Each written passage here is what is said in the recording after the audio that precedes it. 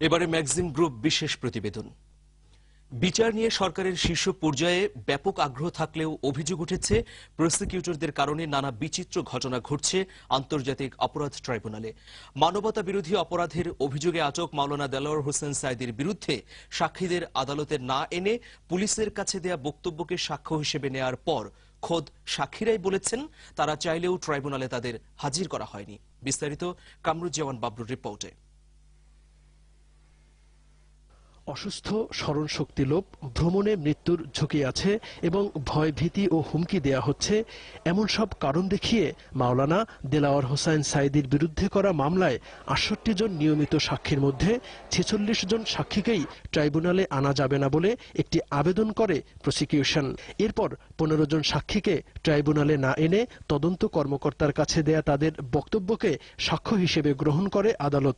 সশস্ত্র ক্যাডাররা তাদের বাড়িতে বাড়িতে যেয়ে হুমকি দিচ্ছে, প্রাণের ভয়ে কেউ দেশ ছেড়ে চলে গেছে, আর অন্যান্যরা এমনভাবে পালিয়ে আছে তাদেরকে দ্রুত মাননীয় আদালতে হাজির করা সম্ভব নয় এবং সেটা সময় সাপেক্ষ, দুরূহ এবং আদৌ সম্ভব হবে না।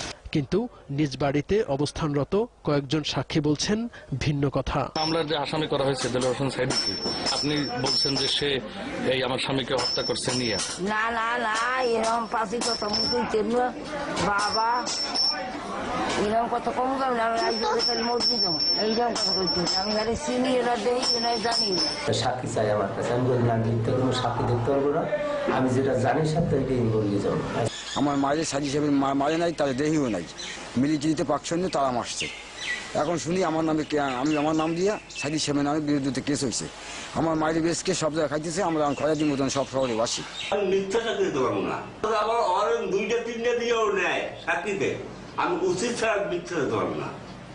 আমি কমুদের সাইড আমার ঘর করে আসলে ইতিহাস করে আমি বুঝতাম না। তোমরা একটা লোকের যে হারেস খাওয়াবা হে পারবা না, এ আমার এক সাক্ষীতে শেষ। সুপ্রিম কোর্টের সিনিয়র আইনজীবী ব্যারিস্টার রফিকুল হক বলেন, বিচার বানচাল করতেই সাক্ষী না আনার বেআইনি কাজ করেছে প্রসিকিউশন।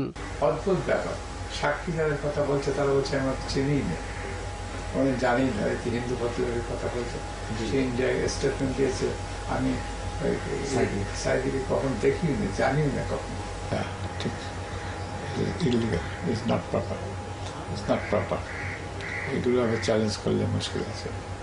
এসব কর্মকাণ্ডে শেষ পর্যন্ত ন্যায় বিচার হবে কিনা তা নিয়ে সংশয় এই প্রবীণ আইনজীবীর। কামরুজ্জামান বাবলু, দিগন্ত টেলিভিশন, ঢাকা।